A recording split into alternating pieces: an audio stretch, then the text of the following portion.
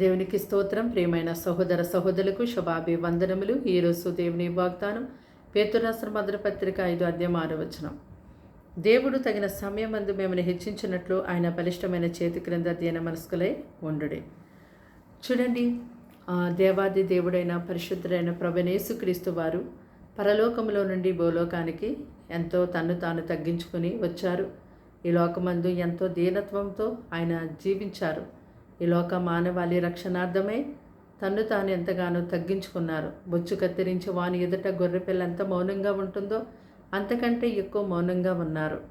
చూడండి, దేవుడే ఎంతో దీనత్వంతో ఆయన ఈ లోకమందు జీవించినప్పుడు, అలాగే ఈ లోకంలో ఉన్నటువంటి మనము కూడా తప్పనిసరిగా తగిన సమయమందు దేవుడు మనల్ని హెచ్చించినట్లుగా దేవుని బలిష్టమైన రెక్కల కింద దీన మనస్కులుగా ఉండేవారిగా ఉండాలి. మరి తండ్రి అయిన దేవుడు ప్రభువైన యేసుక్రీస్తు వారికి ఈ లోకంలో ఉన్నటువంటి సమస్త వాటి మీద, పరలోకంలో ఉన్నటువంటి వాటి మీద అధికారము ఇచ్చినప్పటికీ కూడా ఆ అధికారాన్ని ప్రభువైన యేసుక్రీస్తు వారు అధికారాన్ని బట్టి గర్వించలేదు. కానీ ఆయన తండ్రి తన చేతికిచ్చినటువంటి పనిని మాత్రం ఈ లోకమందు ఎంతో గొప్పగా నెరవేర్చారు. అలాగుననే దేవుడు నిన్ను ఏ స్థితిలో ఉంచారో ఆ స్థితిని బట్టి సంతృప్తి చెంది ఆ స్థితిలో దేవుని స్తుతించుతూ ఉండు. తగిన సమయమందు తప్పకుండా దేవుడు నిన్ను ఎంతో గొప్పగా హెచ్చిస్తారు. ప్రార్థన. దేవానికి వందనాలు, స్తోత్రాలు, స్తుతులు తండ్రి. మాటలు వింటుని బిడ్డల్ని రక్తంతో కడిగి ముట్టి స్వస్థపరిచి బలపరిచి దీవించి కాచి కాపాడండి.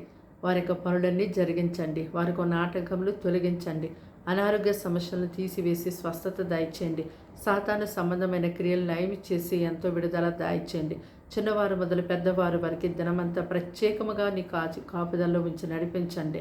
నీ బిడ్డల యొక్క పనులు ప్రయత్నాలు ఫలింపు కలిగి ఉండేలాగా సహాయం చేయండి.